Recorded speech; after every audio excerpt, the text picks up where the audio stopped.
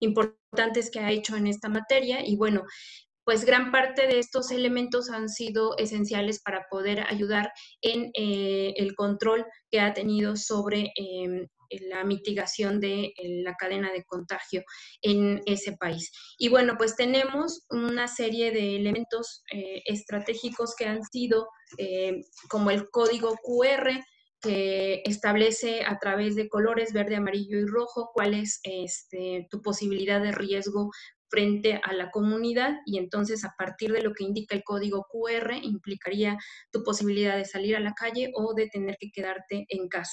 Y eso implica que, bueno, por lo menos en China hay 300 ciudades que ya lo llevan a cabo y eso se proyectaría que hay 800 millones de personas que dependen de qué es lo que indique el QR para poder salir a la calle. Por otro lado, también tenemos la implementación de robots que atienden en los hospitales, pero también vimos robots que están recordando en las calles la importancia de traer el cubrebocas o algunos que también están fungiendo para poder tomar la temperatura. Y bueno, también tenemos esta posibilidad de los termómetros.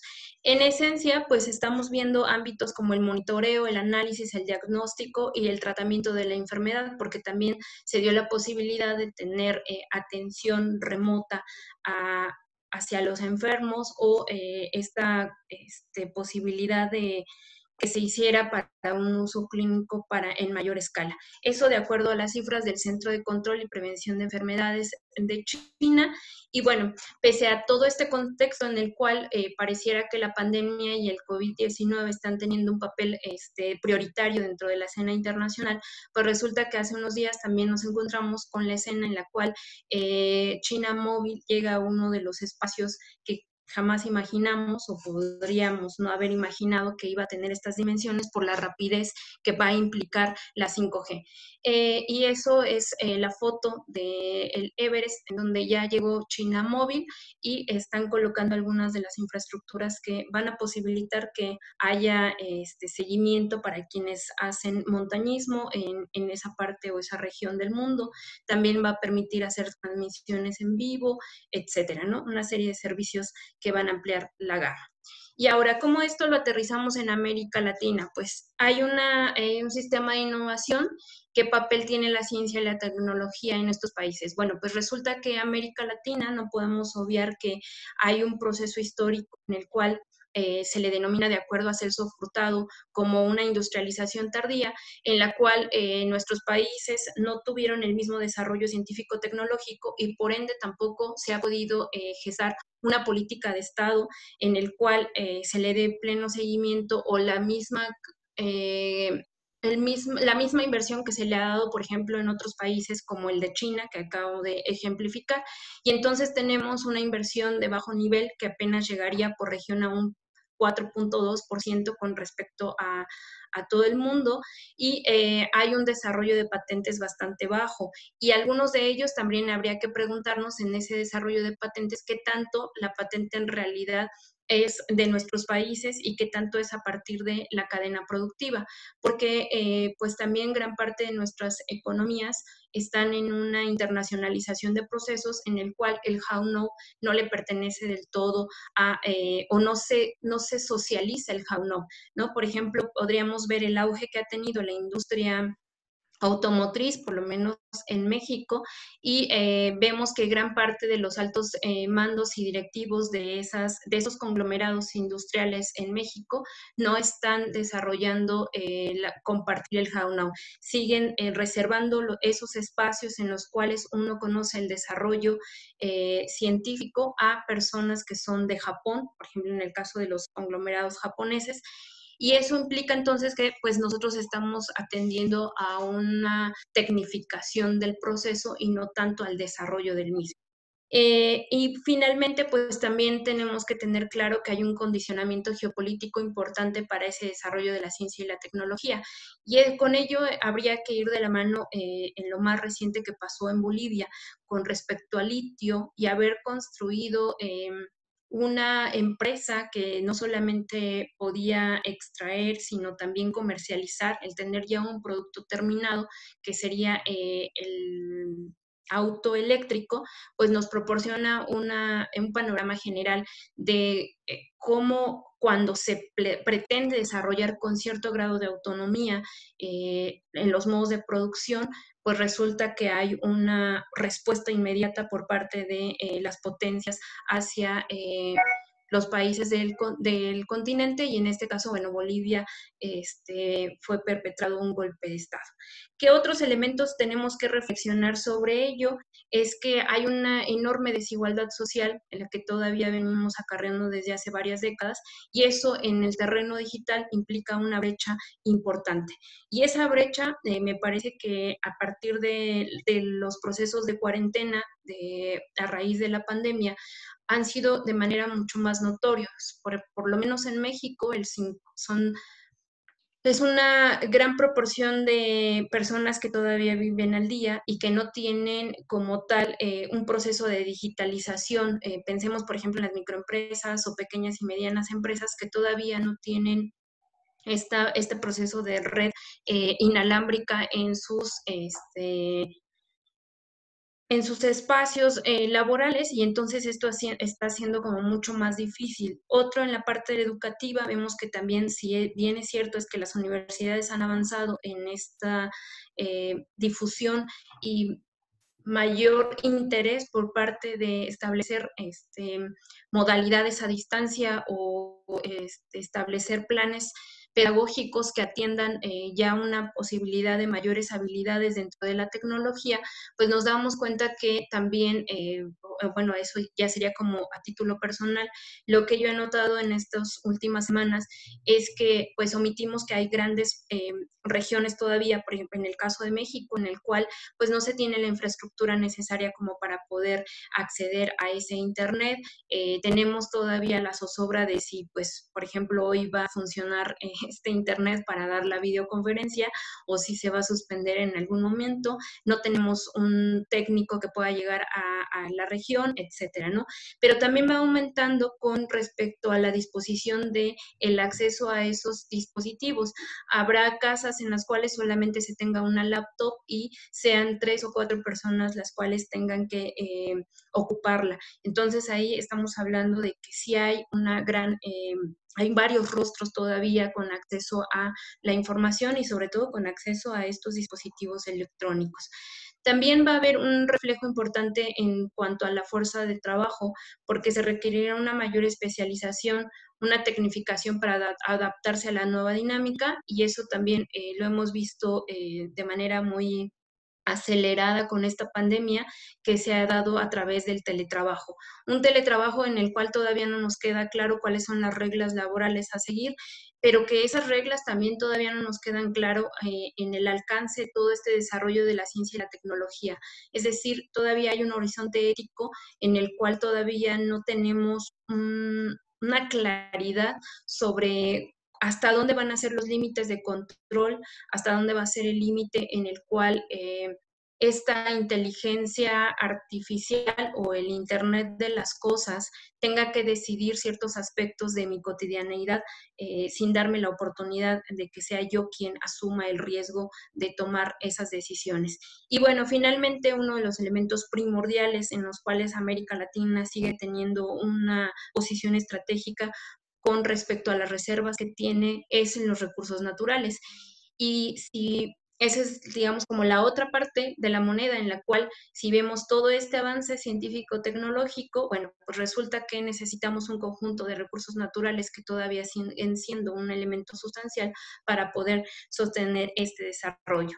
Y en eso, bueno, pues lo que les comentaba con respecto a las patentes, les traigo una gráfica en la cual se muestra que dentro de esa posición, pues evidentemente China es quien en los últimos años ha tenido un papel bastante relevante, pero ahí tenemos también la participación de Brasil en un lugar onceavo y en el caso de México en el 12º lugar. Pero el resto de los países de América Latina todavía están considerablemente segregados y bueno, pues esto representa que América Latina solamente aporta con un 0.68% de patentes en el mundo con respecto a pues todavía una posición bastante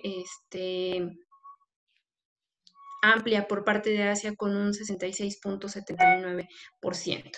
Y bueno, en estos recursos naturales, los países que son megadiversos en términos biológicos y ecológicos, tenemos a Brasil, Ecuador, Colombia, Costa Rica y Venezuela, que implica también una posibilidad para el desarrollo de otras energías como la eólica, la hidroeléctrica, por mencionar algunas.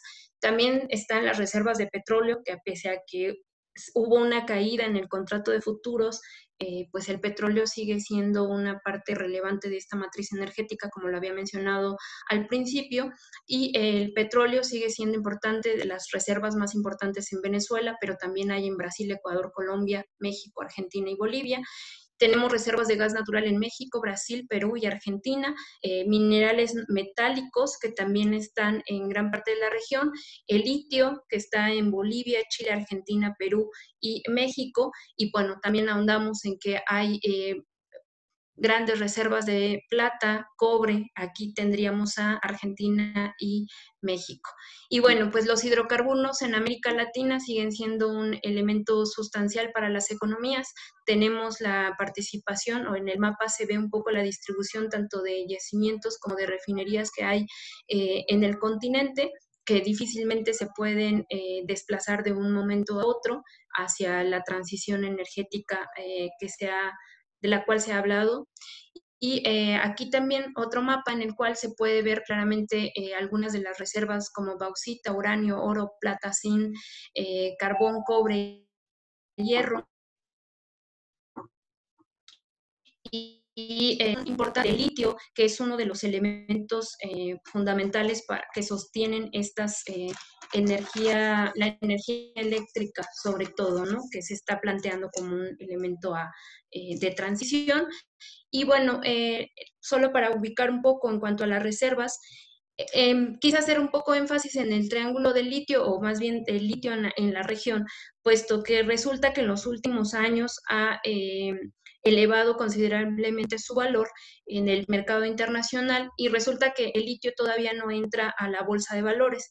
Eso permite entonces que todavía las negociaciones para su comercialización sean directamente entre los países o entre las corporaciones interesadas.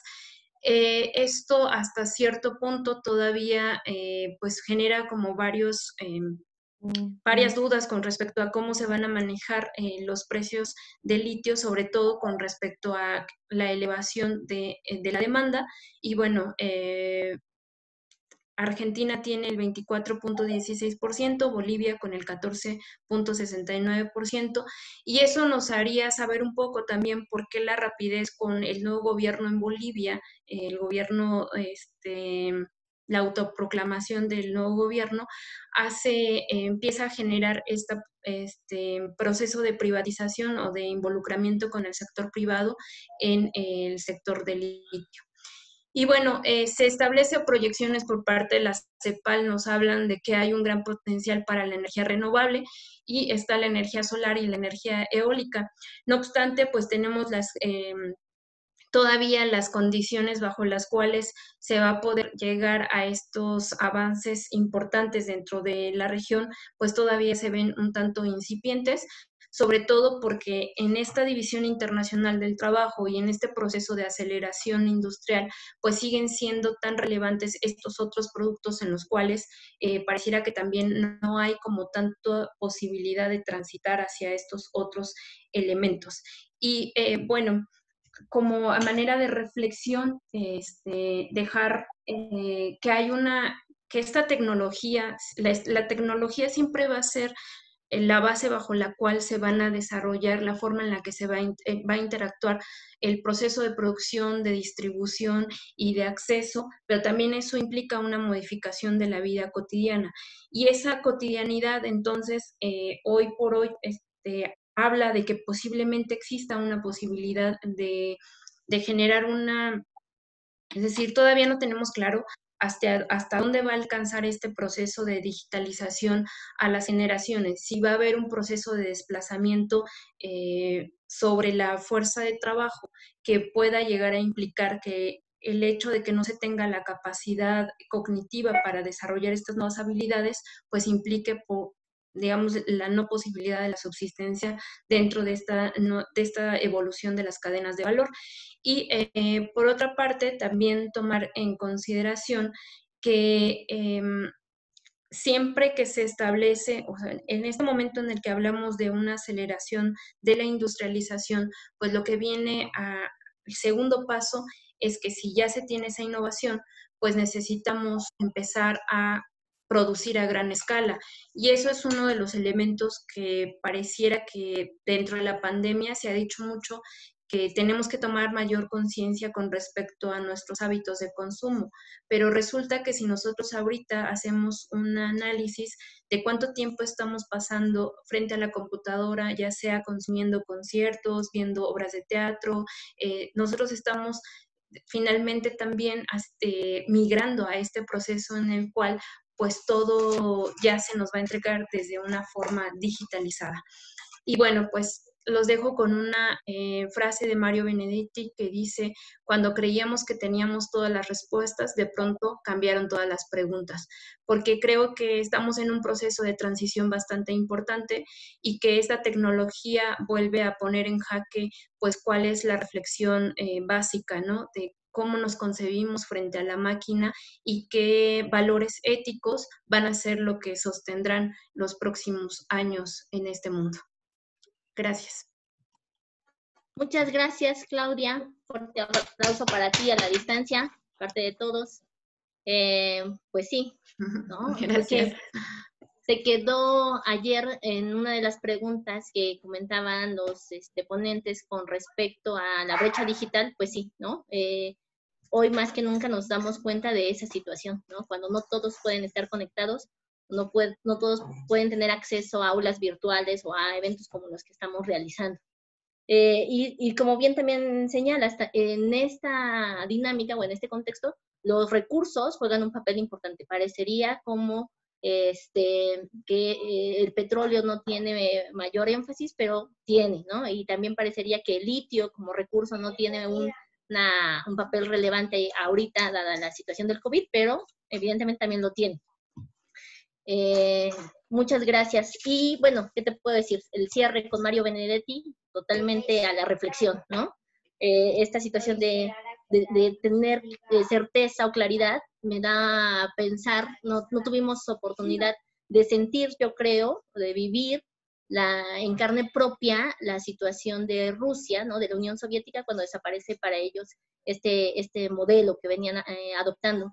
Y en ese sentido, guardadas proporciones, esto parecería ser una situación así, ¿no? Dice, se te caen en lo que crees, se te caen las respuestas de aquello que ya te habías construido. Es totalmente desolador, es un panorama justo, no saber qué caminos, y es desolador, pero inclusive dentro de esa desolación, importante reflexionar que también en las situaciones de crisis es donde podemos reconstruir, ¿no?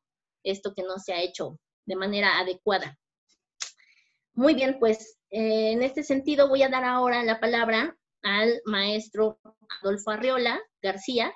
El maestro es egresado del Colegio del Aire de la Fuerza Aérea Mexicana, es licenciado en Relaciones Internacionales por la Universidad Nacional Autónoma de México, cuenta con una maestría en Estudios México-Estados Unidos por la UNAM, graduado con mención honorífica, y es doctorante en Seguridad Internacional por la Universidad de Anáhuac, México Norte.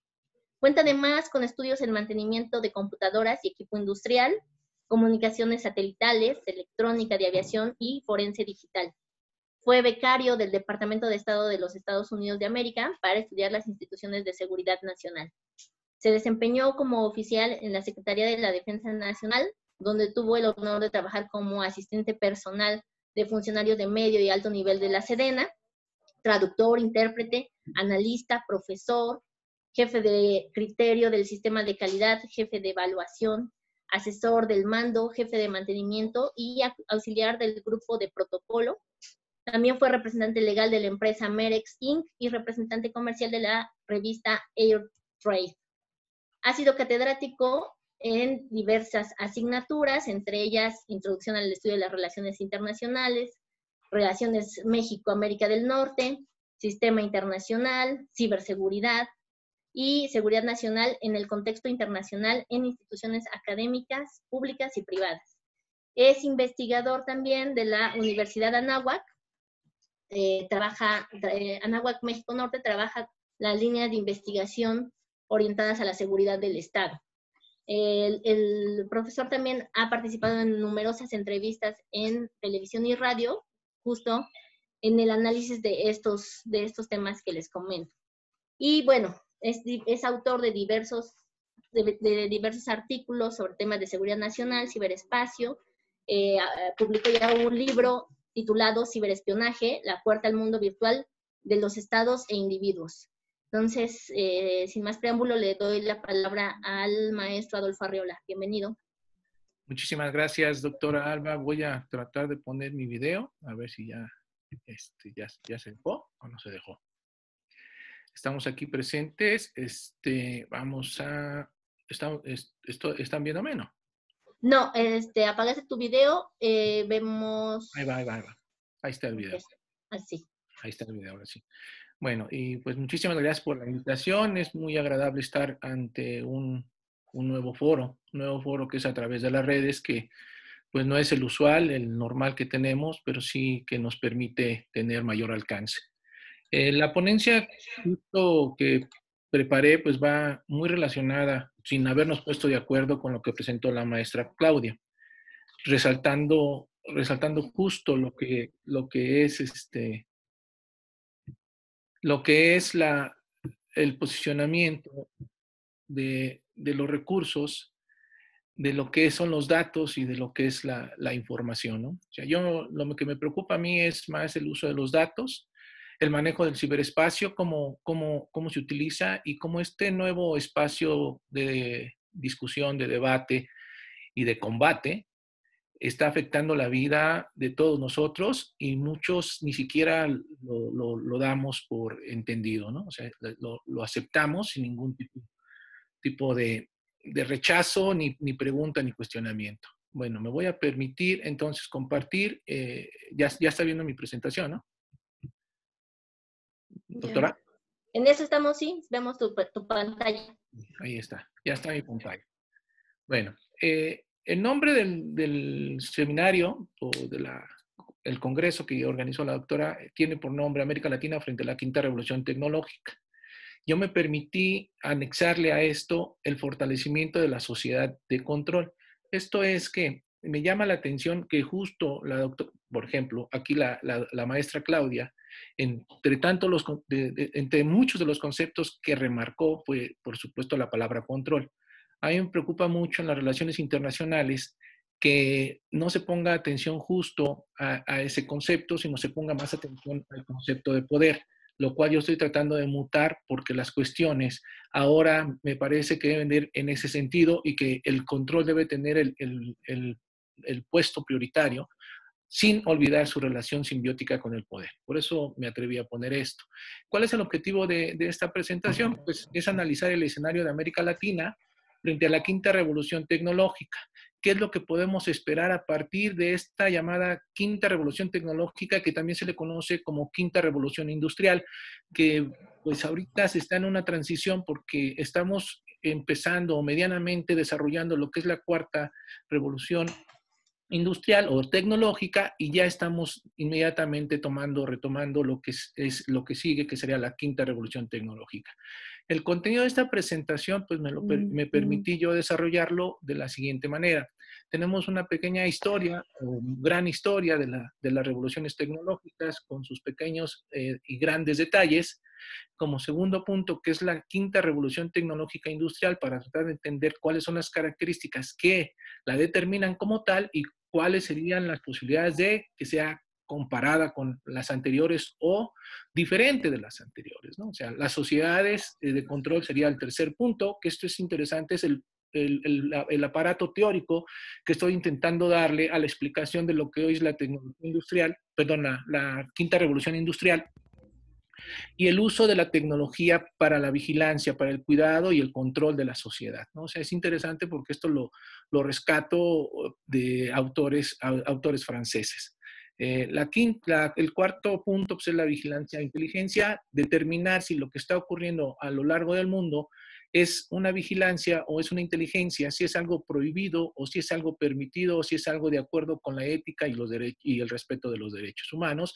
En el quinto punto tendremos retos para el Estado en un mundo digital, que ya sería como determinar a nivel general y en la región, en todo lo que es América Latina, ¿cuáles serían los retos para el Estado? Por supuesto que eso coincidirá con muchos de los retos que a nivel internacional tendrán la diversidad de Estados, ¿no? Y finalmente terminar con algunas conclusiones.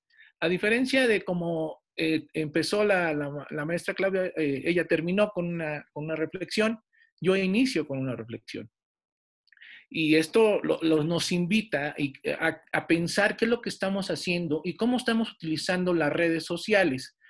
Aquí les recuerdo lo que Mark Zuckerberg dijo en relación con la utilización de Facebook. Lo que él diseñó fue algo, no que nos permitiera saber qué queremos saber de la gente, sino que la gente misma fuera la que nos brindara la información sin que nosotros se lo pidiéramos. Es decir, nosotros ponernos del lado de la escucha, atendiendo las necesidades de la misma gente y ver qué es lo que la gente nos quiere contar de sí misma. No nos forzan, nos invitan, pero de esa manera hasta cierto punto nos controlan porque lo que estoy haciendo es yo decir lo que de otra manera no digo en ningún otro ámbito. Esto es muy peligroso. Parece inocuo, parece nada grave esta sencilla expresión que dice, no queremos saber, no es qué queremos saber de la gente, sino qué desea la gente contarnos de sí misma. Y es aquí justo donde se encierra el peligro del manejo de las redes digitales en la nueva revolución tecnológica. Me voy a permitir hacer esta revisión de lo que es la historia de las revoluciones tecnológicas para darle el marco contextual e histórico de dónde podemos o dónde nos ubicamos y de dónde venimos, ¿no? Hay una serie de, por supuesto, de invenciones, innovaciones intermedias que están marcadas ahí en diferentes años, pero cada una de esas revoluciones está marcada temporalmente de forma clara, ¿no? Excepto la tercera, cuarta y la quinta revolución. La primera revolución, por supuesto, es el cambio en el cual se vuelve de un manejo poco industrializado a la producción con cuestiones mecánicas a partir de la tracción hidráulica y del vapor. La invención de la máquina de vapor de James Watt pues fue algo que revolucionó la industria y la forma de hacer y de producir los productos que nos hacían falta en ese momento y cómo se empezó a masificar la producción.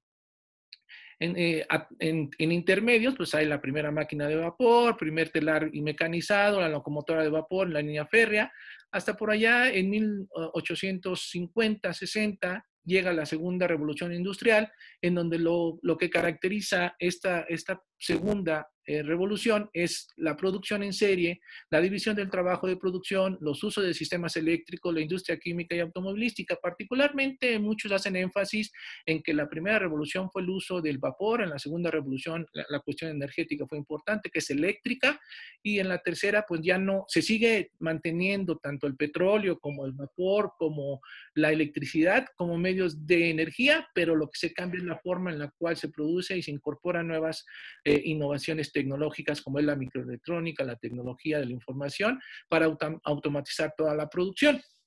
Esto es lo que tenemos a partir de esto, ¿no? O sea, entre medio, en la segunda revolución tecnológica, pues encontramos que hay una primera cinta transportadora, la primera central eléctrica, la bombilla, lo que hoy conocemos como foco o lámpara, etcétera. Primer automóvil de combustión interna, que ya, pues la producción en serie está muy dada o muy cercana a lo que fue el desarrollo del modelo T, ese carro de Ford, que fue el modelo inicial, en el cual justo se inicia con la producción en línea, es decir, la producción de diferentes componentes del vehículo o ensamblado de diferentes componentes del vehículo a lo largo de una cadena de producción, ¿no? Y por supuesto tenemos la cuarta revolución industrial, en donde ya las fábricas, pues ahora tenemos tecnología 3D, inteligencia artificial, impresiones y demás, ¿no?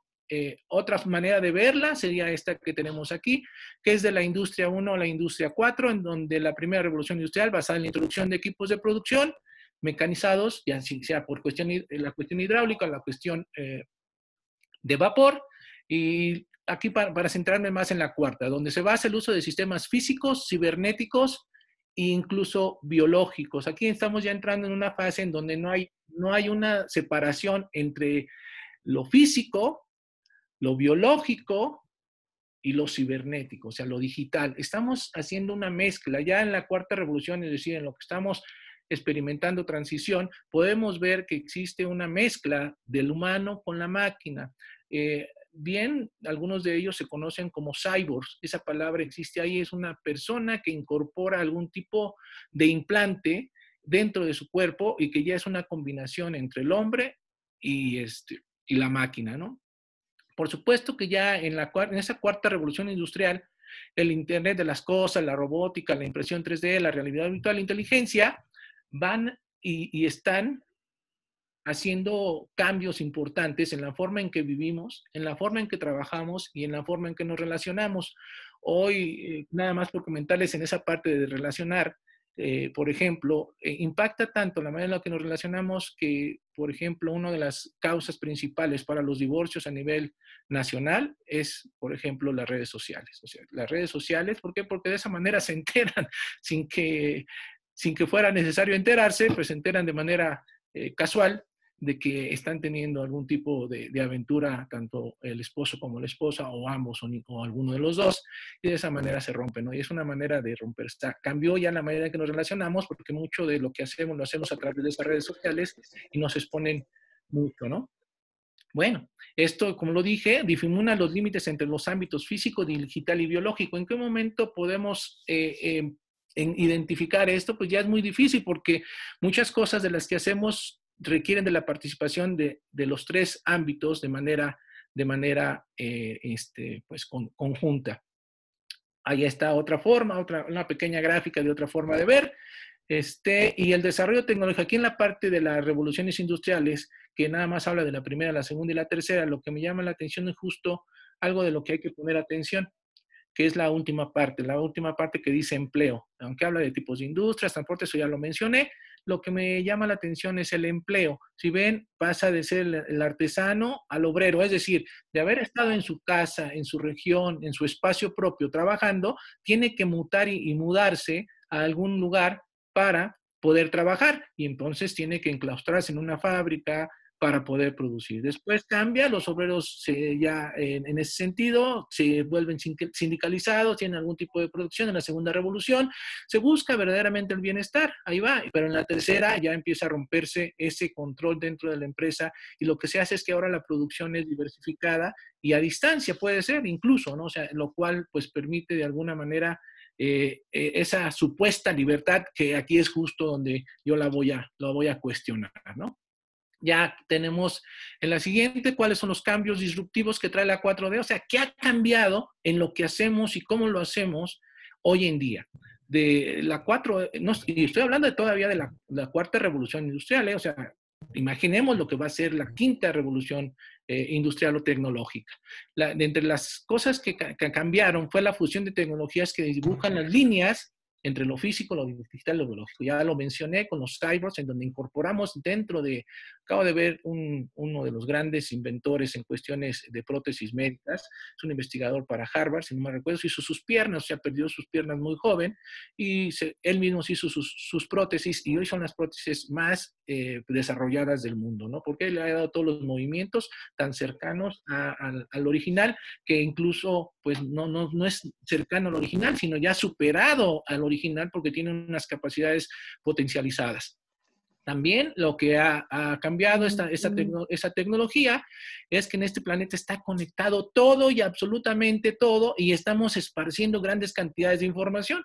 Eso no era posible antes del año 2000. Estábamos limitados en esa conexión y ese esparcimiento o otorgamiento de información, tanto personal, profesional, como de cualquier otro tipo, ¿no? O sea, lo teníamos resguardado. Ahora hay mucho flujo. El problema no es que haya información, el problema es que hay demasiada información y hay que tener sistemas pues bastante eficientes para filtrar esa información. Nada más para que lo que ha cambiado, por ejemplo, veamos a Facebook. Facebook tiene actualmente más población que China o India. Veamos el poderío que tiene. Esto es lo que está cambiando y cómo empresas como Facebook, Yahoo, Google y demás están teniendo y absorbiendo poder que antes les pertenecía a los estados y que hoy incluso los estados tienen que hacer una representación a este tipo de empresas para que les permitan utilizar sus tecnologías, ¿no? O sea, entrar en acuerdos con empresas privadas cuando antes era Estado con Estado, las relaciones internacionales. Esto está cambiando y va a mutar y seguramente veremos cambios importantes en nuestra área.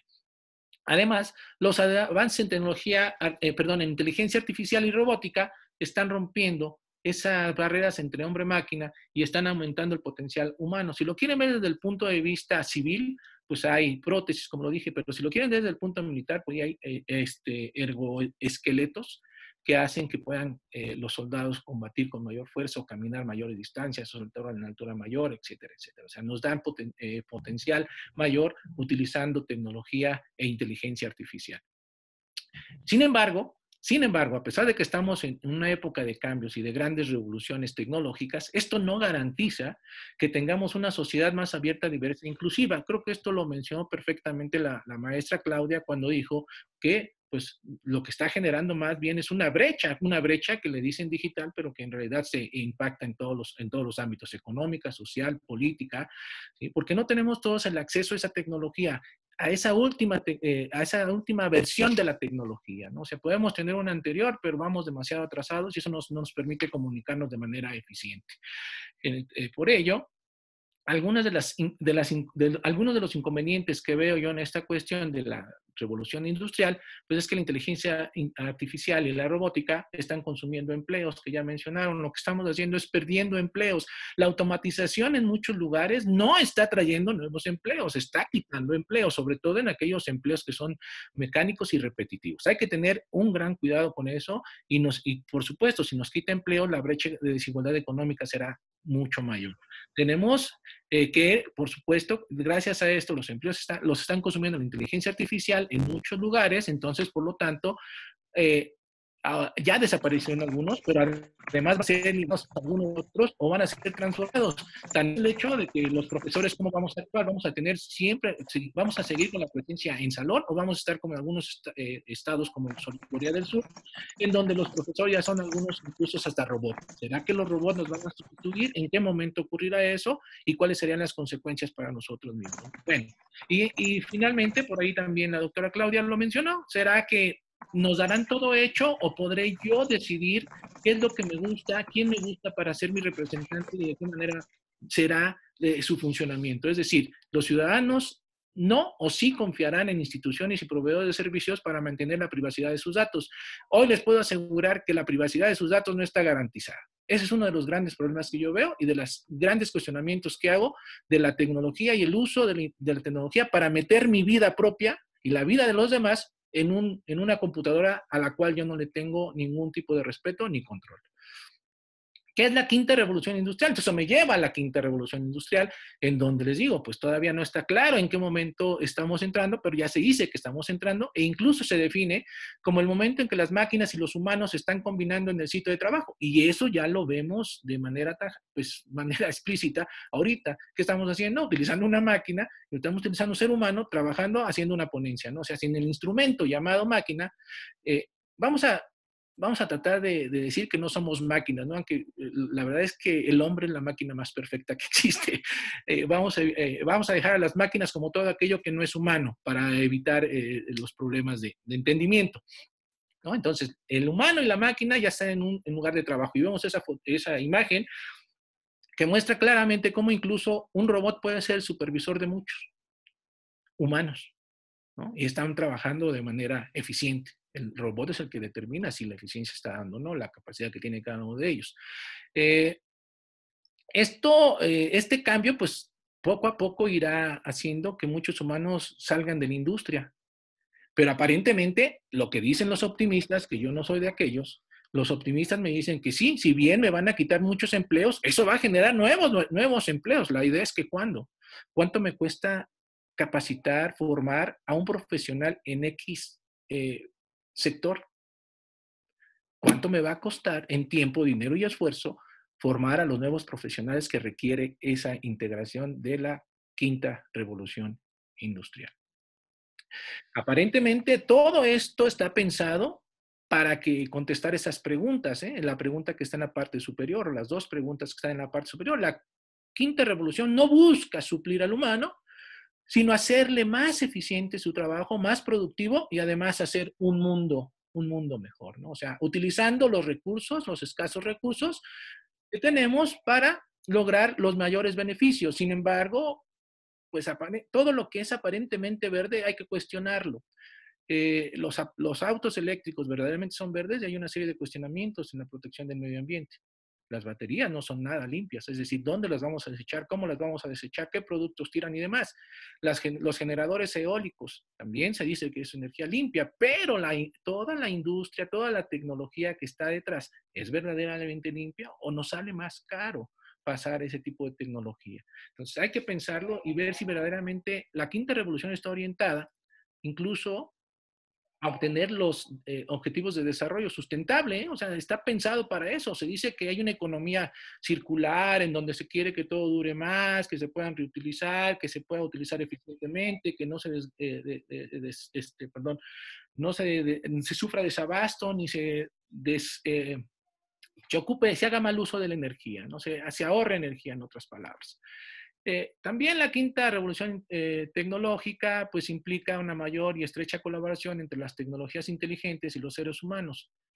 Aparentemente no va a haber una sustitución de este último. La verdad es que yo no lo creo. Si el hombre está jugando a ser un creador de una máquina que es más poderosa que el hombre mismo, ¿qué le hace pensar que esa máquina en algún momento no va pues simplemente deshacerse de su creador?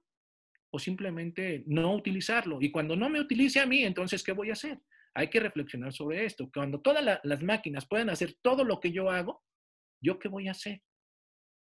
¿Qué me queda a mí como ser humano? Bueno, en segundo presentarán a las personas varias opciones, es decir, ya va a pensar por mí, me dice que la tecnología desarrolla mi intelecto y mi pensamiento crítico, pero si ya lo está haciendo toda la máquina, ¿para qué me quiere a mí? Ya me va a dar la solución. Tengo un problema, me da la solución, pues ¿yo qué hago?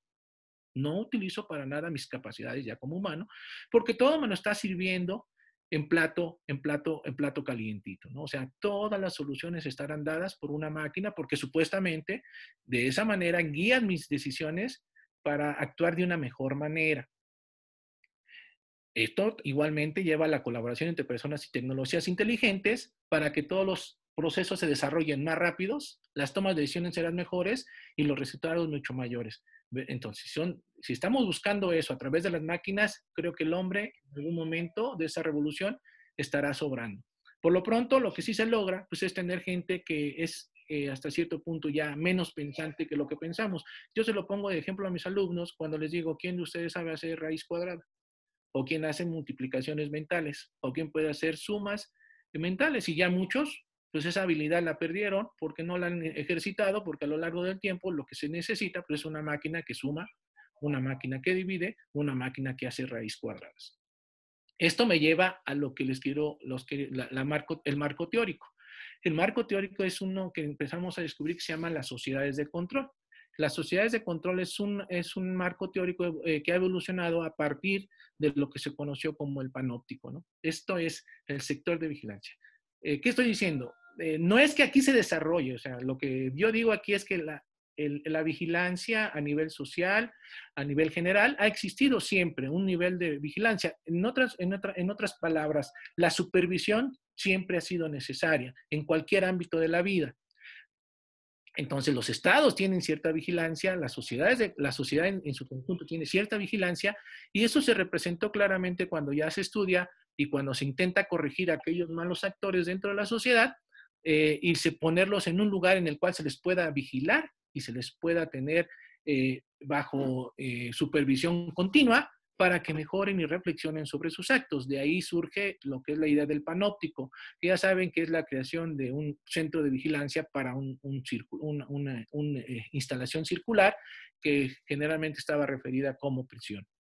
Esto es como parte de la sociedad de la soberanía, es decir, en donde la soberanía, el soberano era el máximo pues, ejecutor de las decisiones y ponía a quien decidía en la cárcel o mataba a quien consideraba que la matara. Eso después se desarrolla y da pensamiento, da oportunidad de que discuta y debata el señor Foucault. Michel Foucault es el que presenta en su libro, por ejemplo, Vigilar y Castigar, una extensión de lo que es el panóptico y de hecho se basa en lo que presenta Bentham en el panóptico para desarrollar su idea sobre la vigilancia y el castigo. Él dice que la vigilancia y el castigo es una estrategia que utiliza el poder para alcanzar el control, ahí empezamos con las palabras, y el orden social, ¿no?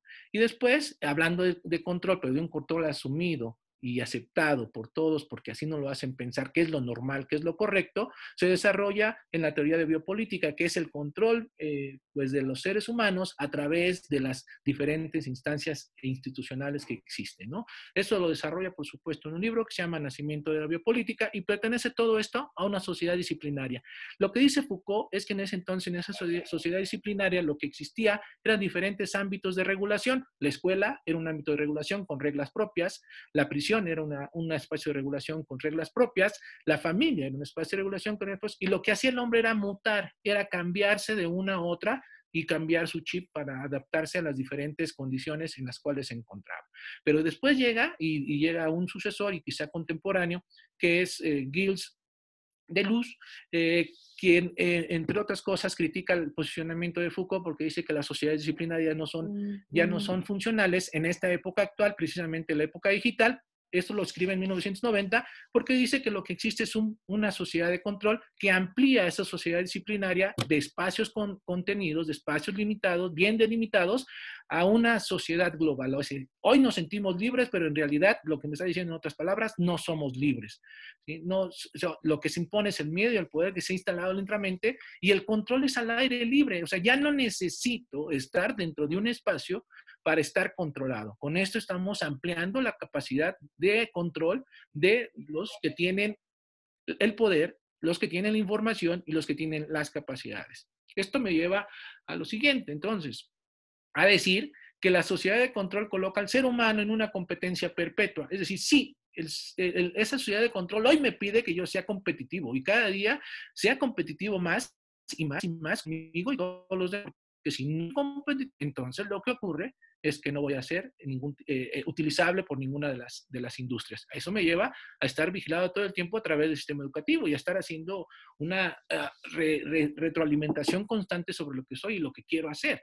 Además, me mantiene endeudado. Vean cómo hoy el sistema económico pues, me mantiene hasta cierto punto endeudado para poderme tener controlado, porque de esa manera yo no puedo hacer lo que yo desearía con un poquito mayor de libertad. Y finalmente, lo mantiene al ser humano con pocas posibilidades de organizarse para cuidar sus derechos. Sí, hoy la subcontratación, hoy el trabajo a distancia, hoy el decirme que yo soy más importante que todos los demás, no me permite reunirme, asociarme con aquellas personas que estamos en las mismas condiciones y buscar un beneficio común, sino lo que se busca es un beneficio particular. Es decir, me vuelvo más egoísta que de los egoístas, porque yo soy mejor y soy más competitivo que todos los demás. Además de que tiene una serie de incentivos diferentes, ya no es por el trabajo y la producción, sino ahora es por el salario. El salario es el incentivo principal, ¿no? O sea, tus capacidades te van a dar mayor salario.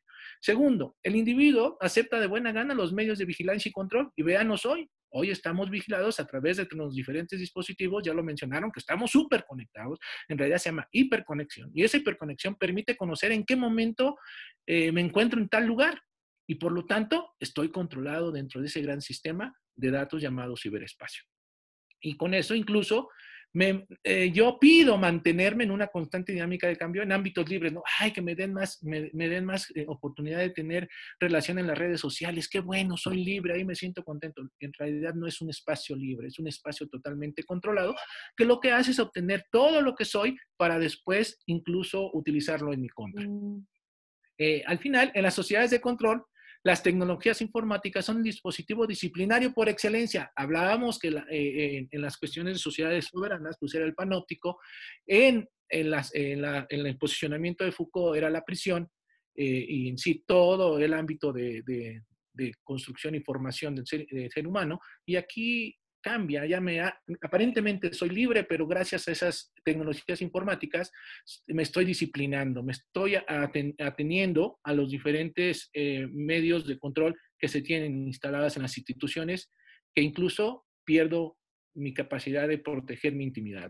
Voy a la que sigue. Entonces eso me lleva a pensar en vigilancia e inteligencia, relacionándolo con las cuestiones de relaciones internacionales. Desde mediados de la década de los 90 se empieza a cuestionar lo que es la seguridad, cómo se interpreta la seguridad, y surgen algunos campos, subcampos de las relaciones internacionales, como son los estudios de seguridad. Dentro de esos subcampos de los estudios de seguridad, además, surgen otros dos, que son los estudios relativos con la vigilancia y aquellos estudios relativos con la inteligencia, que es interesante, ¿no? O sea, aparentemente la misma palabra, pero son dos campos o subcampos de estudio totalmente separados, ¿no? En el primero de ellos, o en los dos, se busca que las tecnologías digitales para controlar y vigilar se puedan utilizar de manera constante, tanto en la vigilancia como en la inteligencia, que son eufemismos para hacer lo mismo. Les digo yo, el espionaje faltaría ahí, que es exactamente lo mismo, el espionaje, la vigilancia y la inteligencia, pues me permite hacer este tipo de cosas, utilizar las tecnologías digitales para controlar a todos aquellos que intentan salirse de pues mi control político social. Además, estos estudios están orientados a vislumbrar la problemática que existe entre la vigilancia global en el siglo XXI y el uso de las tecnologías de inteligencia. ¿Cómo hoy los estados, cómo hoy las empresas utilizan esos medios tecnológicos para mantenerme vigilado como usuario, como consumidor o como ciudadano o como activista político? Esa vigilancia o inteligencia, pues hay que cuestionarla, qué es y si es legal. Y, por supuesto, genera una serie de cuestionamientos sobre la seguridad, que es el gobierno, mis libertades civiles y la privacidad, y le agregamos la intimidad. Son dos cosas distintas. La privacidad es algo que está por encima de la intimidad. Si pierdes la intimidad, ya perdiste todo, porque es tu esencia, es algo que no lo cuentas a nadie, que no le permites a nadie ingresar y que te mantiene seguro. Además, ya sea que esto explore los temas empíricos, teóricos y éticos alrededor de la vigilancia y su uso en la vida diaria. Estos estudios de vigilancia, de vigilancia es lo que tratan de hacer, ¿no? O sea, cómo esto afecta a la ética y cómo las personas y los colectivos utilizan la tecnología para elegir entre hacer bien o hacer el mal. Y al final, la vigilancia es tanto globalizada a través de datos biométricos. Hoy tenemos todo, se llama estar en el sistema, ¿no? Literal. Cuando entras al sistema, tus datos estarán para todo el mundo. De una manera está globalizada, porque son esquemas cooperativos en donde todo se comparte, pero también es localizada, porque son datos que precisan en qué lugar te ubicas y en qué momento de tu vida estás. Esto me hizo pensar y recordar algo como esto. ¿Alguien vio la película Minority Report? Que en realidad se buscaba y se veía como la predicción, ¿no? La predicción de los potenciales pues, transgresores de la ley. Eso se basa en un libro, en un pequeño cuento que es preciso de Philip K. Dick, que se llama The Minority Report. La película está basada en ese texto y justo habla de cómo los sistemas digitales, esto lo estoy hablando de los 90, 2000, o sea, cómo veían el futuro, era de ciencia ficción. Esa ciencia ficción se hizo realidad. ¿Por qué? Porque la figura del centro hoy en día sería lo que estaremos viviendo en esa quinta revolución. O sea, ya no sería ni siquiera el humano, sino sería algún tipo de humanoide o algún tipo de cyborg o algún tipo de inteligencia artificial superior que estuviera regulando lo que somos, lo que hacemos y a quién castigar y no castigar y a quién controlar dentro de ese espacio global en el cual tendría acción, ¿no? O sea, es de donde me lleva a pensar y recordar esa película que dije, ¿será posible en aquel entonces? Y hoy digo, no, sí fue posible. Y era posible ya quizá desde aquel entonces mantenernos bajo una vigilancia constante. El problema aquí es que la contradicción es que cuando ustedes predicen algo y cuando actúan como se actúa en la película, que es deteniendo al potencial transgresor en el futuro, pues lo detienen cuando es inocente. O sea, no hay nada de qué culparlo. Ese es el gran detalle, hay una contradicción. Y eso al final lo demuestra el autor en el título original y lo deja a vistas en la película, ¿no? No lo logra, pero eso es lo que ocurre. ¿Cuáles son? Esto me lleva a pensar en los retos que tenemos. Ya que estamos bajo una vigilancia constante y que nosotros la aceptamos, y es más, participamos con ella porque nosotros somos los que brindamos la información, para que tengamos idea, nosotros somos trabajadores de todas esas redes sociales. Nosotros brindamos y ofrecemos y alimentamos a esas redes sociales que después utilizan nuestros datos a través de inteligencia artificial para generar nuevos productos y servicios sin haberme a mí dado nada en retribución por brindarle mis datos o mi información. Bueno, los retos para el Estado en un mundo digital son muchísimos. Voy a mencionar algunos de ellos, pero el primero de ellos es preservar los derechos humanos. ¿Cómo podemos preservar los derechos humanos? ¿Cómo podemos no transgredir el derecho a la información, pero tampoco el derecho a la comunicación de los seres humanos? Cuando, por decir, si le quitáramos el Internet hoy en día a la humanidad, pues estaríamos transgrediendo un derecho universal, que ya el Internet está considerado como un derecho humano y un derecho universal, ¿no? Entonces estamos ahí pendientes. ¿Cómo el Estado puede respetar la intimidad sin dejar de hacer su función, que es cuidar y garantizar la seguridad de todos los ciudadanos? ¿Cómo lo tiene que hacer? ¿Cómo es que el Estado va a evitar entrar a la vida, a la intimidad de los diferentes ciudadanos, respetando su intimidad? ¿Hasta qué punto puede llegar? ¿Hasta qué punto pueden utilizar la tecnología, ¿no? Esto me lleva a lo siguiente. ¿Cómo puedo usar la tecnología con ética cuando, por decir hoy, a nivel internacional, vemos que algunos de los grandes ataques en contra de supuestos terroristas pues se realizan por medio de las máquinas, que son los drones, ¿no? O sea, en la tecnología, ahí quién es responsable. Ya resulta que cuando un dron ataca, pues no hay a quién responsabilizar, porque pues, el Estado, el presidente tomó la decisión, pero quien ejecutó la acción fue el piloto del dron. Entonces, ¿quién es el responsable, no? Y eso causa unos problemas éticos, porque si bien alguien está convencido que es lo mejor, quizá alguna de las partes, sea el presidente o el piloto, no está tan convencido y le genera problemas éticos porque dice, no, es que estoy matando gente inocente.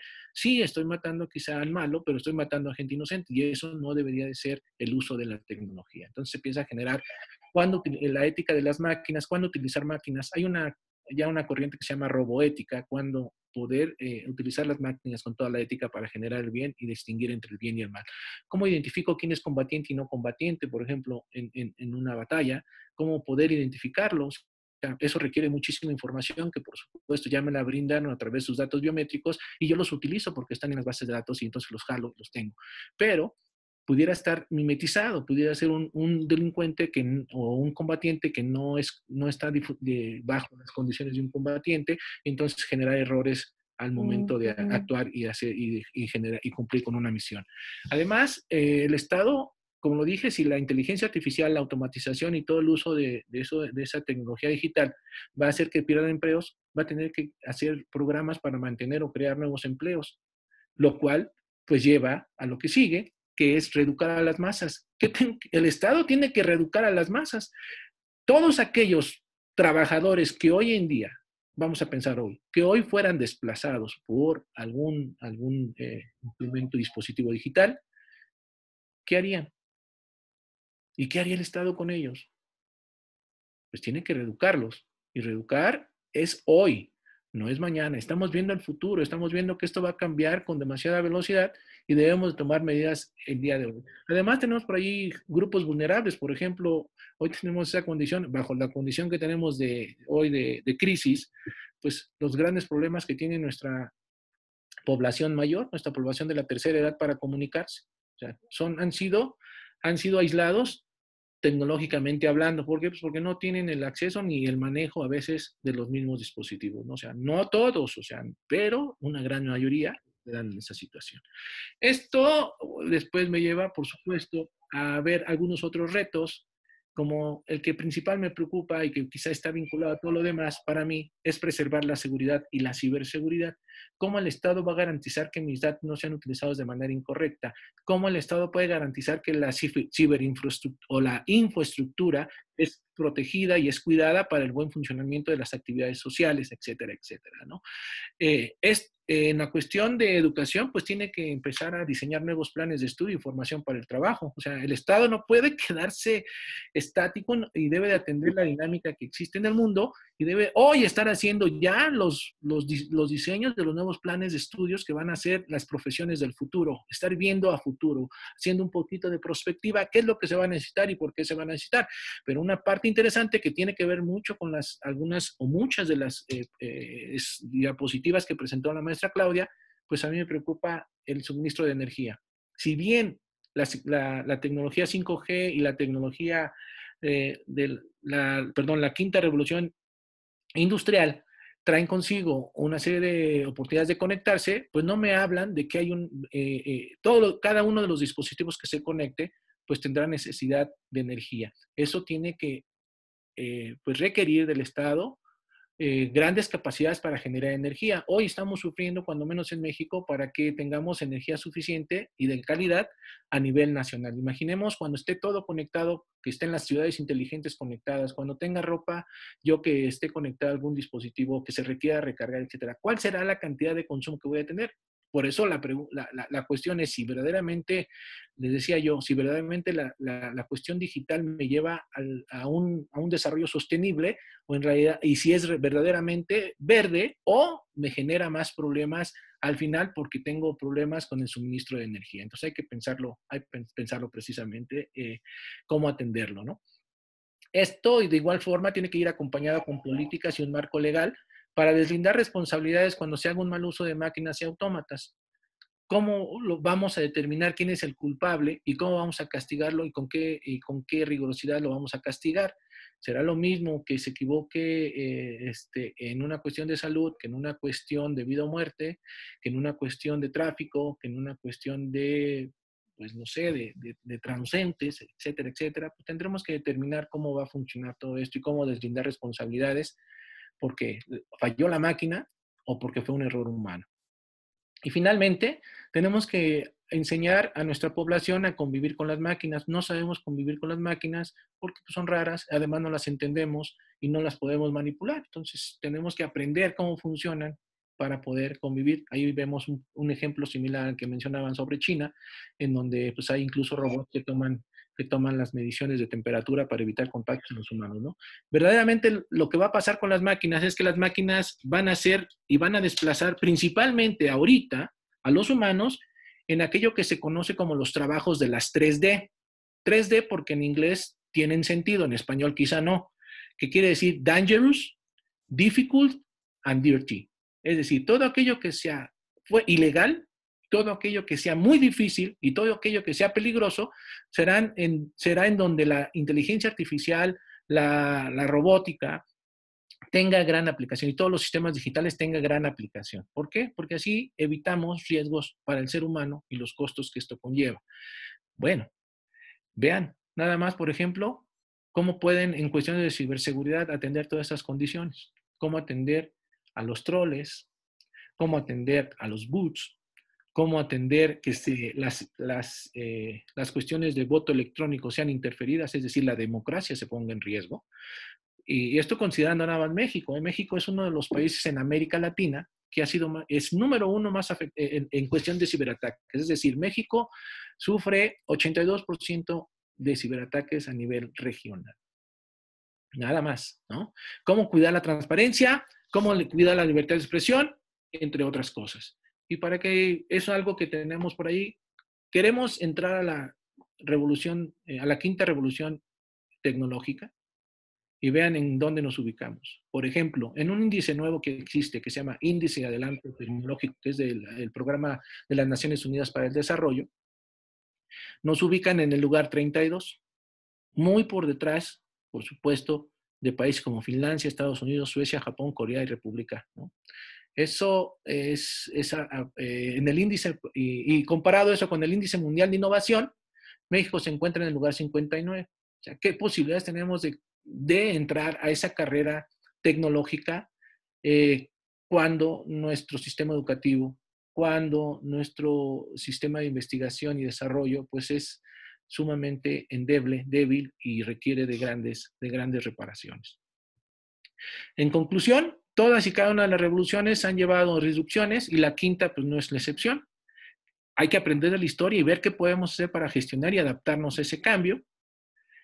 Segunda, en donde quiera que veas, puedes identificar espacios en los que la vigilancia está presente. ¿Sí o no?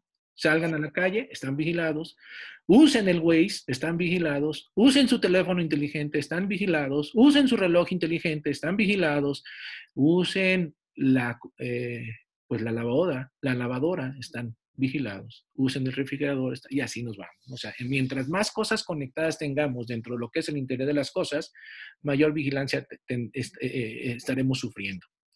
Por lo tanto, eso me lleva a concluir que es difícil dejar de generar datos en una sociedad dependiente de los sistemas digitales. ¿Ya? Hoy es una necesidad, ¿eh? Ya los millennials y los post-millennials no pueden vivir sin un dispositivo electrónico. Yo afortunadamente todavía me puedo adaptar, ¿no? O sea, soy de esos adaptables, flexibles y dinámicos, pero ya los nuevos creo que van a sufrir demasiado en los años posteriores.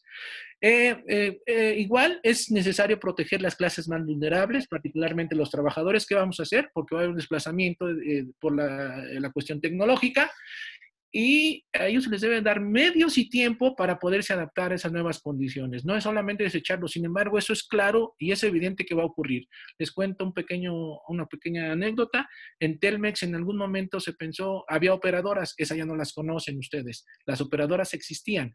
Hoy no existen, hoy es una tarjetita que mide como 10 centímetros, la cual hace toda la función de conexión de los diferentes números telefónicos. Ya es una interconexión digital sumamente rápida. Se perdieron miles de empleos y no se han vuelto a recuperar. Esos quedaron fuera, ¿no? El Estado tiene un trabajo enorme para preservar la seguridad de la información de sus ciudadanos y garantizar el uso ético de la misma, así como ofrecer oportunidades de formación profesional y laboral. Eso es lo que tendremos que poner atención a partir del gobierno. Y termino con una frase de alguien que quizá le suena. Es una persona que es fatalista y que habla mucho de los problemas de la inteligencia artificial y el uso de los sistemas digitales en este nuevo siglo, en el siglo XXI, y que prevé muchas cuestiones drásticas y cambios importantes en la vida del ser humano.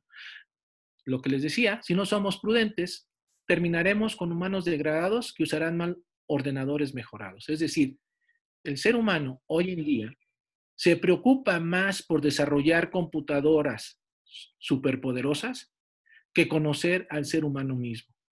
Y dejar fuera al ser humano y ese conocimiento y ese crecimiento que necesita el ser humano va a hacer que hagamos mal uso de esos ordenadores mejorados que en algún momento serían potencialmente orillados a evitarnos, ¿no?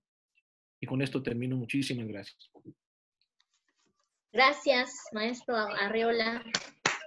Placer escucharlo. Salvo por la sensación que nos deja de incertidumbre, ¿no? Y de temor cada vez que utilicemos un reloj inteligente, ¿no? Cualquier aparato que tengamos conectados. La disertación, lo que nos ha compartido, nos invita a mucha reflexión. Voy a iniciar la sesión de preguntas y respuestas. Les agradezco a todos los participantes que me han hecho llegar estas interrogantes, estas preguntas.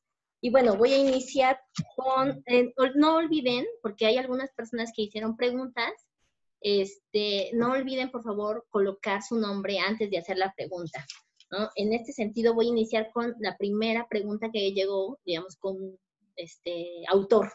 El profesor José Juan Aragón Gómez me pregunta a la profesora Claudia, ¿qué opinas sobre los experimentos tales como el HAARP, esta manipulación climática? ¿Será posible que muchos de los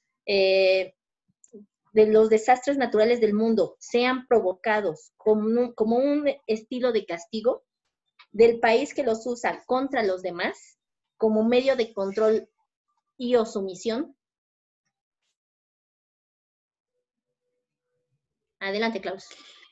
Bueno, Sí, a lo que me refería con respecto a la geotermia es que, bueno, finalmente cuando nosotros estamos experimentando con querer controlar el clima, no es que tengamos previsto que solamente va a tener una alteración o un daño colateral en el espacio en el cual estamos haciendo la experimentación.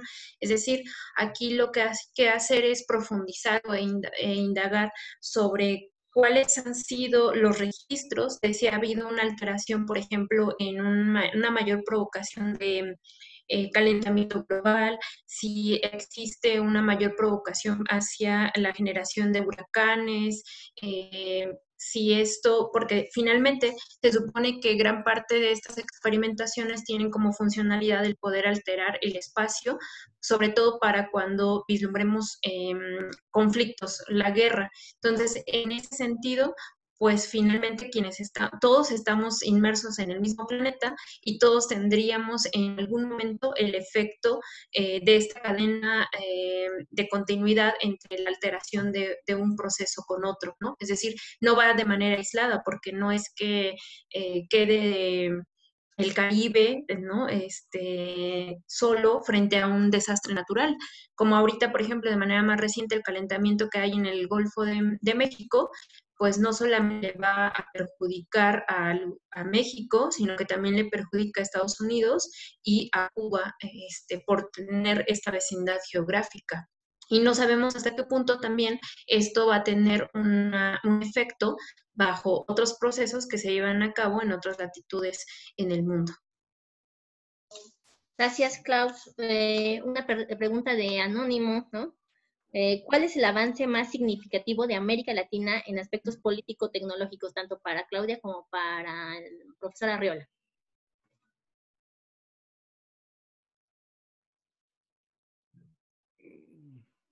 Bueno, voy a intentar contestar esa pregunta. Esa pregunta queda muy amplia y es pues un azar porque creo que no tengo yo registrado ningún tipo de, no tengo registrado ningún tipo de avance significativo en nanotecnología, en biotecnología, y quizá en la investigación en cuestiones de materiales es lo que está ahorita sucediendo, al menos en nuestro país, a nivel nacional.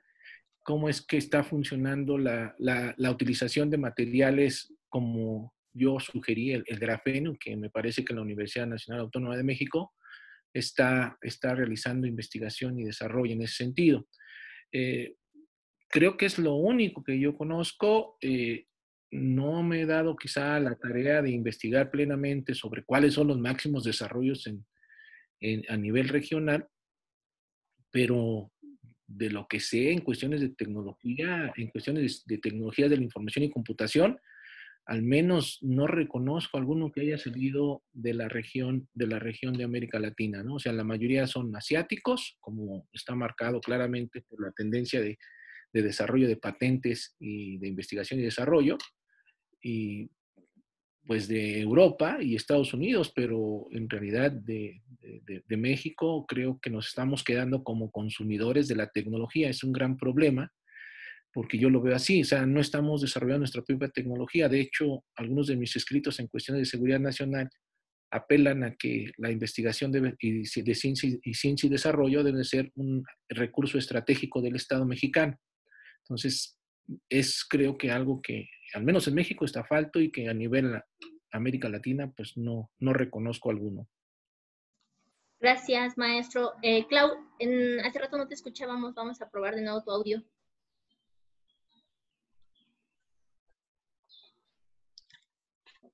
Hola. Listo. Sí, ya. Bueno, comenta en la parte de experimentación con la geotermia. Comentaba que en la parte de la experimentación con controlar el ambiente, va a ser un proceso que no solamente esté reservado para un espacio geográfico en el cual se lleve a cabo la experimentación, sino que esto va a tener todavía un proceso significativo para el resto de los que compartimos el planeta. Y con respecto a los avances tecnológicos, bueno, es que sí se han tenido algunas propuestas, pero lo que les comentaba es que el gasto, o más bien la inversión que se tiene considerada por parte de el gobierno, siempre ha sido de manera como muy irrisoria frente, digamos, a estas dinámicas que estamos hablando de otros países en los cuales se tiene como una política prioritaria este desarrollo científico-tecnológico. Entonces, de manera muy puntual, pues sí podríamos ver algunos elementos importantes en nanotecnología, se han estado en política, podríamos ver algunos elementos importantes en nanoclínica, etcétera, pero aquí la gran limitante es que gran parte de la formación de recursos humanos no se queda en nuestros países, sino que también hay una fuga considerable de cerebros porque no se tienen todos los medios como para que esos investigadores se queden a desarrollar sus innovaciones tecnológicas en México, ¿no? Y en otros casos no está todavía, no hay espacios en los cuales se puedan desempeñar a cabalidad y entonces por eso se ven obligados a migrar. Gracias, Claudia. Nos pregunta también para ti el profesor Juan Erges Chávez, ¿cómo se vislumbran las nuevas relaciones comerciales y posicionamiento económico en el escenario internacional, cuando Estados Unidos ha renunciado a encabezar la lucha sanitaria mientras China ha realizado otro tipo de decisiones?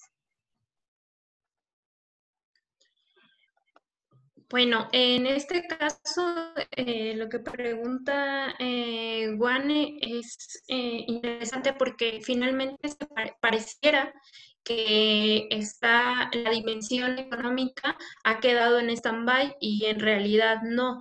Lo que hemos visto es que hay un auge tremendo en el comercio electrónico y aquí entonces la parte del intercambio comercial es que va a implicar un mayor soporte en este Big Data sobre cómo se van a llevar a cabo las cadenas de suministro y sobre todo de distribución. Entonces, finalmente lo que está haciendo o está acelerando este proceso de la pandemia es que nosotros estamos ahora, no es que estemos dejando de comprar, sino que ahora estamos acudiendo a hacer las compras en línea de manera mucho más frecuente que lo que estábamos haciendo con anterioridad.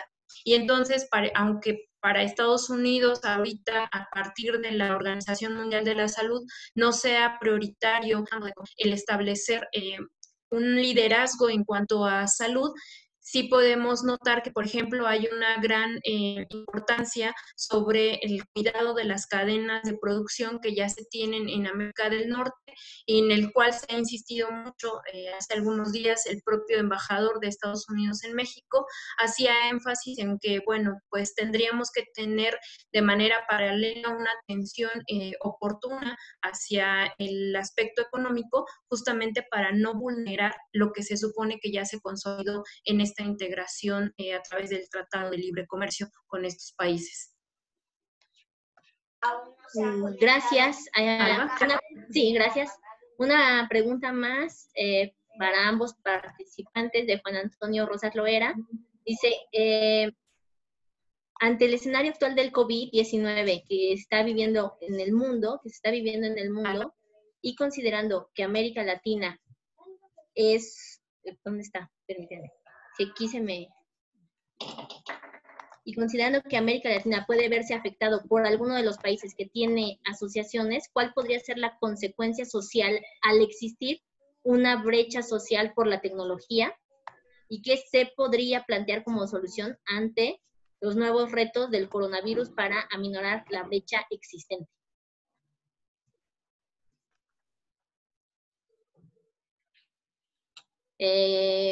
Maestro Adolfo, ¿quiere comentar algo?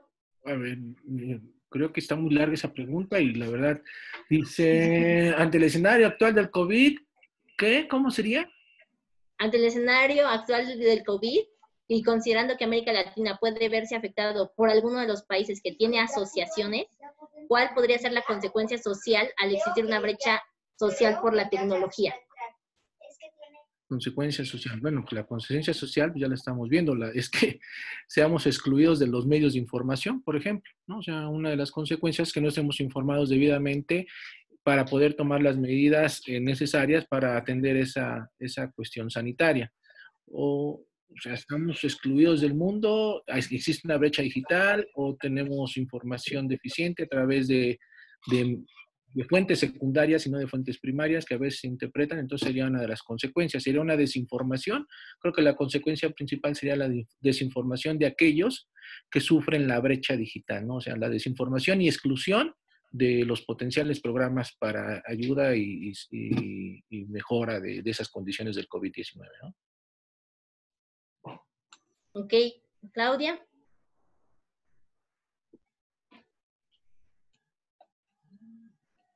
Las consecuencias, me parece que las consecuencias son ya notorias en varios sentidos. El primero de ellos es este proceso de aceleramiento digital en el que pues estamos trasladándonos del trabajo a casa. El otro es que se acentúa la brecha digital o la desigualdad social que existe en nuestras comunidades. Entonces tienes un proceso de exclusión para quienes sí están accediendo a la tecnología o están accediendo a estos dispositivos, frente a quienes también tienen la posibilidad de acceder a esta infraestructura de telecomunicaciones y quienes están operando como desarrolladores o técnicos dentro de la eficiencia de esos ámbitos tecnológicos.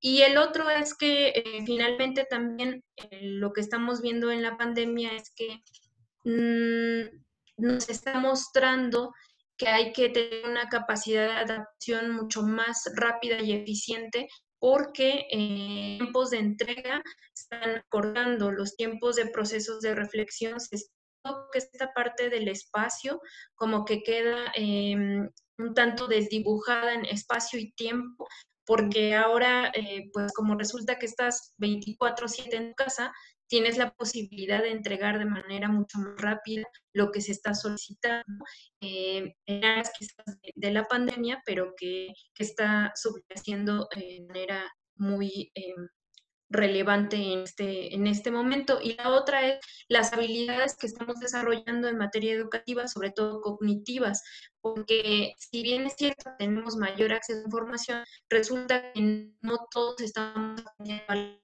leer o no todos aprendiendo a comprender esa información a la cual estamos accediendo. Y entonces ahí también hay un deterioro por cómo nos estamos enfrentando a esa tecnología, información a la cual y hasta dónde estamos siendo capaces de discernir cada uno de estos ámbitos.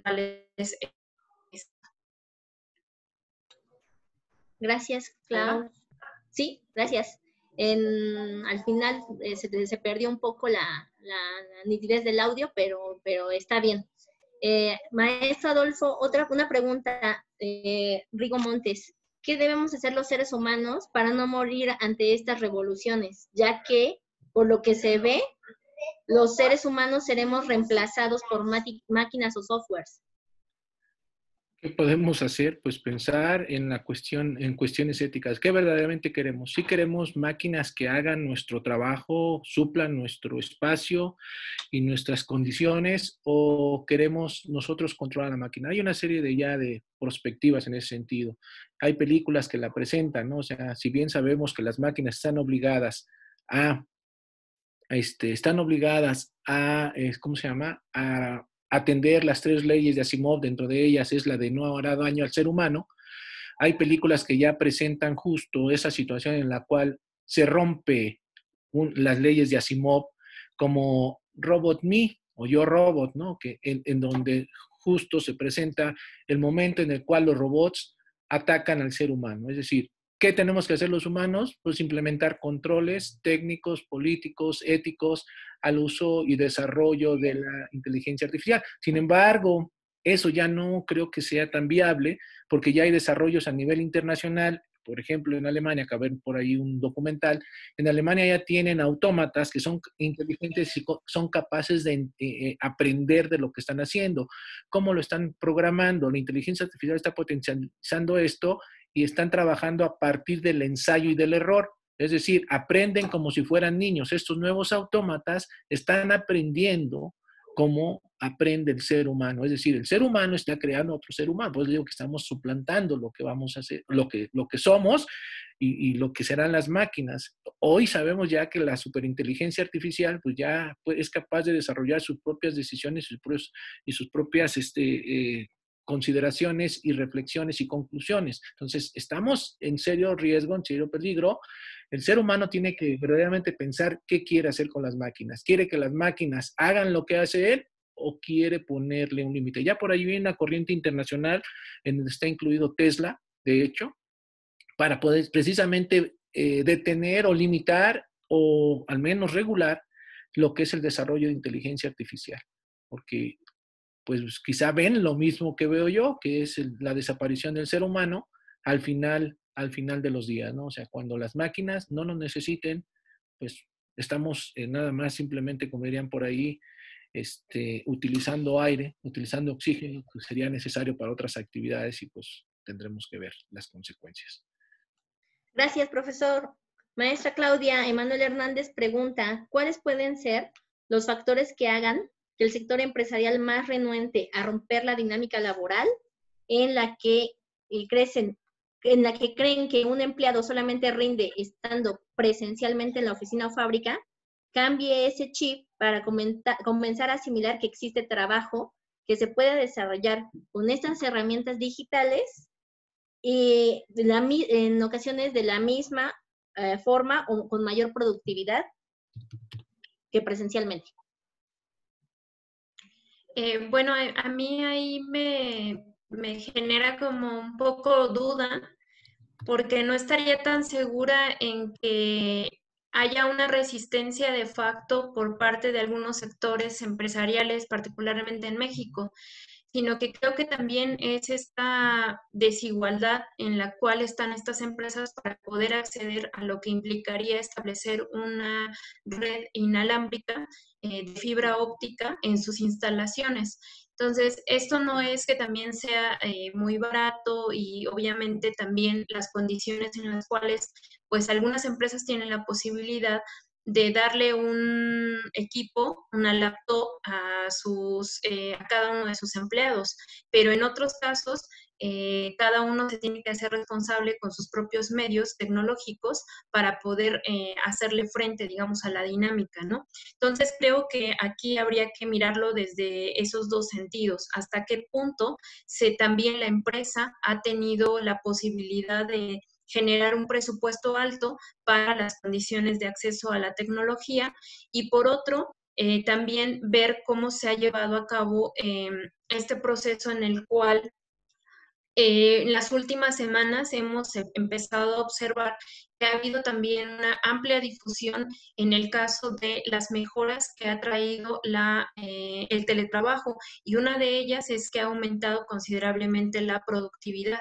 Entonces, me imagino que esos indicadores también van de la mano en un proceso de normalización en el cual ya no tengas que cuestionar si realmente es factible o no el integrarte a esta forma de trabajo, sino que finalmente también se va legitimando que sí es mucho más favorable el que estemos en casa trabajando, aunque ello implique que se están rebasando los horarios laborales o que se está sobredemandando al empleado, ¿no? Para tener esta posibilidad de disposición. Entonces creo que ahí hay varias lecturas que también tendríamos que ir analizando y que obviamente estos elementos que vemos a nivel internacional, sobre todo en estos países que son los de liderazgo tecnológico, pues no es un proceso que se haga de manera homogénea, es progresiva, paulatina. Entonces, va bajando poco a poco, dependiendo de las características de cada una de las ciudades y también dependiendo de la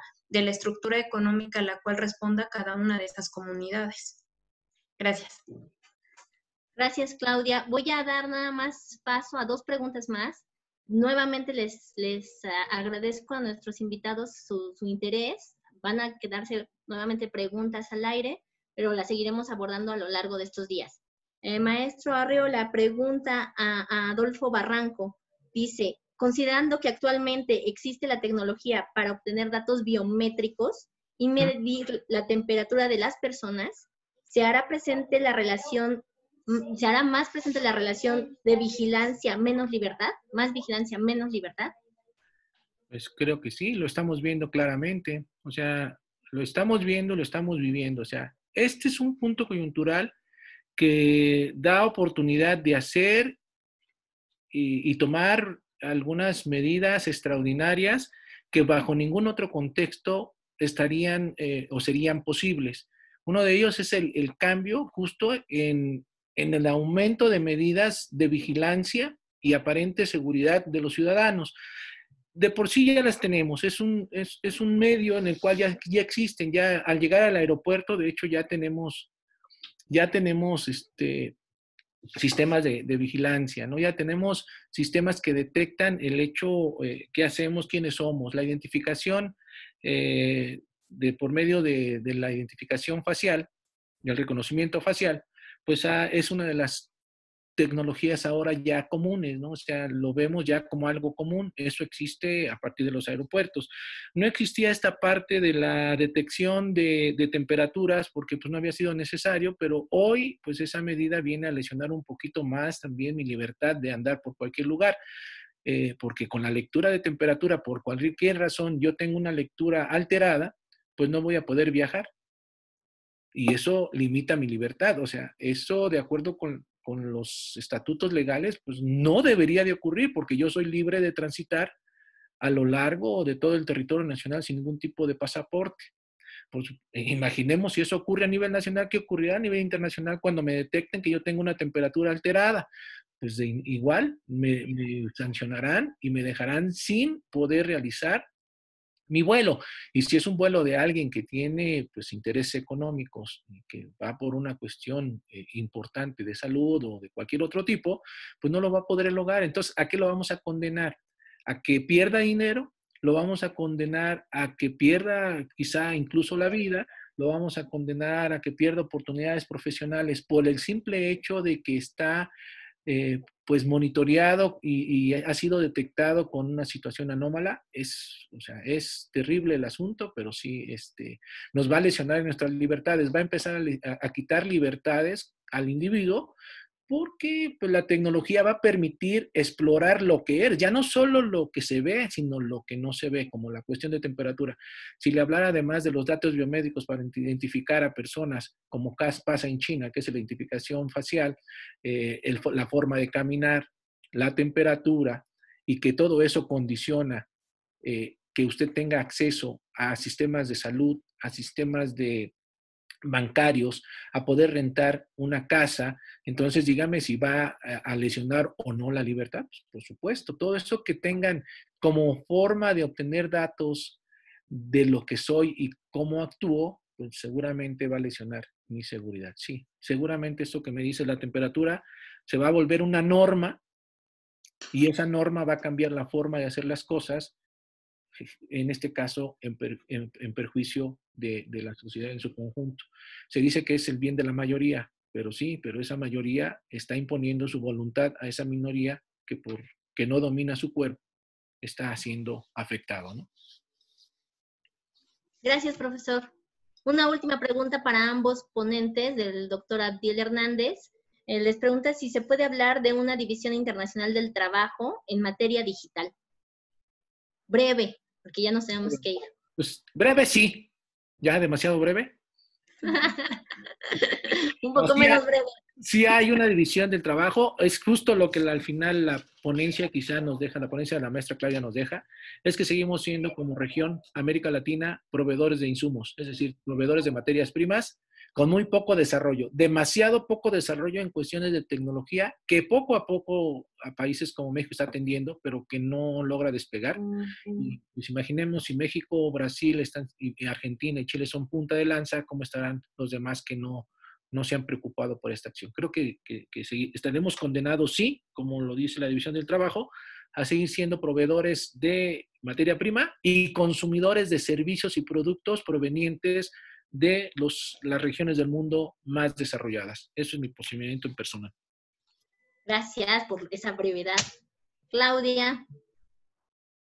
Pues a mí me parece que sí estamos en un proceso también que acentúa la división internacional del trabajo y me pareció que el doctor Abdiel hace un planteamiento interesante cuando hace la reflexión sobre la guerra de baja intensidad y cómo está reorganizando, digamos, los sectores sociales al interior de cada uno de los países. Es decir, esa división internacional del trabajo no solamente nos colocaría en una parte de ensamble sobre estas innovaciones tecnológicas, sino que también al interior de cada uno de estos países se va a ver esa estratificación social con respecto a, pues a qué accedemos y a qué no accedemos, ¿no? Y él también hacía una pregunta con respecto a cuál es creo que es un poco difícil, cuál va a ser el recurso que sería de mayor importancia, pero hasta el momento me parece que sigue siendo el petróleo, porque el litio, si bien está creciendo, todavía no, digamos, no ha despegado con la importancia y relevancia que ha tenido el petróleo hasta este momento. Gracias. Muchas gracias. Bueno, pues con esta última pregunta cerramos la sesión del día de hoy. Nuevamente les agradezco a todos, ¿no? Y afortunadamente contamos casi con 180 participantes. Creo que el audio estuvo bien. Una felicitación a todos. Y bueno, los esperamos la próxima, el día de mañana, a la misma hora, en el mismo canal, con la misma idea de reunión, por favor, a todos. Gracias. Gracias, amigos. Gracias. Gracias. Un abrazo, cuídense. Muchas gracias por la invitación y a todos. Recuerda, fase 3, no salgas, quédate en casa. Salgas. Exacto. Bye. Bye.